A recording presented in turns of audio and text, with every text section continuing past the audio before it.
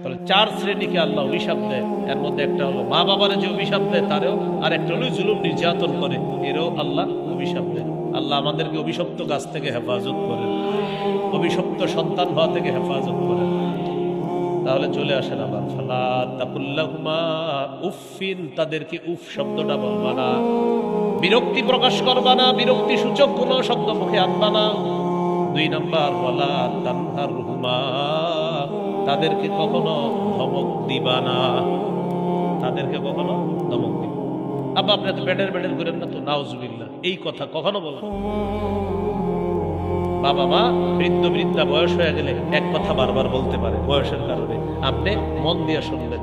যদি কথা অনেকগুলো সঠিক নাও হয় তাও বলবেন জি আব্বা, জি আম্মা, জি আব্বা, জি আম্মা, হা হা করে করে। পরে আপনি তো জানেন যেগুলো কোনটা সঠিক কোনটা বেঠিক, ভদ্রতার সাথে বুঝিয়ে দেওয়ার চেষ্টা করবেন, কিন্তু প্রথমে কোনো বেয়াদবি করবেন না।